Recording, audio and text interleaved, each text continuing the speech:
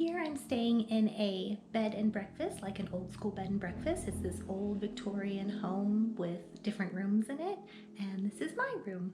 So it's a little messy right now because I'm not really unpacking, but I have a bed, sitting area, a living room, and a TV, and then this one has a private bathroom separated. So there's my shower room, and then here is the toilet room. There's 4 different living rooms. And upstairs, dining room. It's kind of dark in here. And a pool table.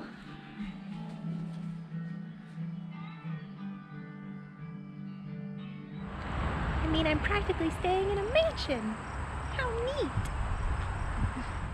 There's breakfast items here like cereal, and then there's yogurt, jam, milk, juice. There's some bread, coffee, toaster. There's fruit, and there's eggs in the fridge. And then I brought my own chips and salsa with me, so I'm snacking on that. And wait for it, there's also kitties. I went for a little run and came across the sea and a lighthouse. Pretty neat. This is the Bug Light Park in South Portland. I guess the lighthouse's nickname is Bug Light. Not Bud Light, Bug. B-U-G. A short walk from my lodging is Willard Beach. So I'm taking my book, and they had backpack chairs available, and towels and sunscreen. So they really do have everything there.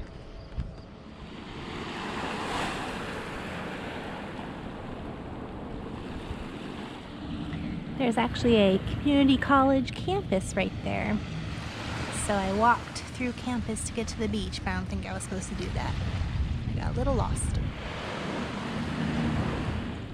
There's also a greenway trail right across the street from where I'm staying. So I'm walking that along and gonna cross the bay over to the old port. But there's some informational signs along the way and an old railroad track.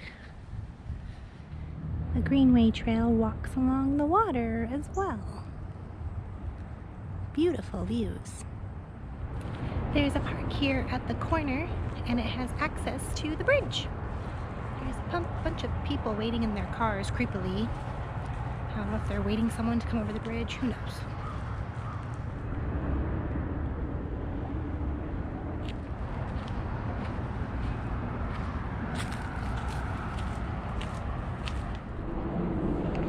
Can you get across by going on the lower level? I'm not sure, but I'm going up top.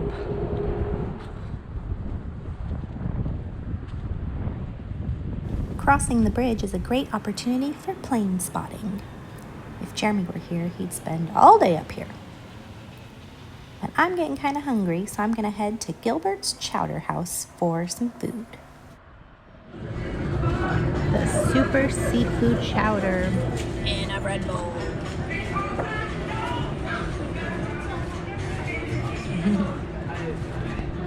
Once I added pepper to it, it was better, but it wasn't the best, and you want it to be the best.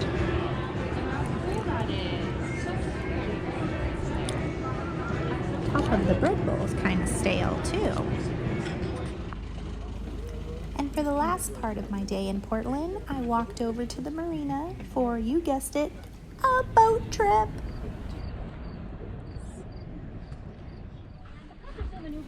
There was a group of 3 girls plus me, the single girl, and our captain's name was Sam and the mate's name was Crow. They didn't get the connection. I had to explain it to them.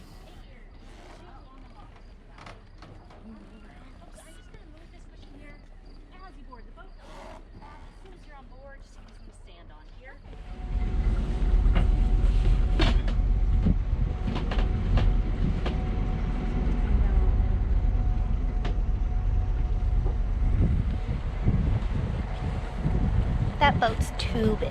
It's a very large yacht. Yeah, it's too big. I mean, I'd take it. If someone were to buy one.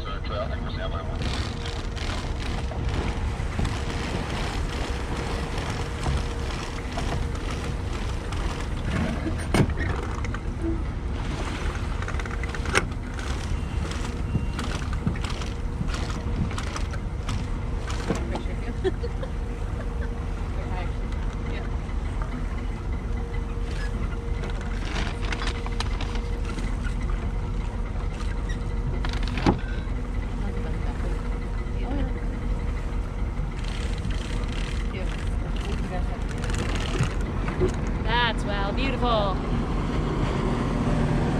love that. Cheers.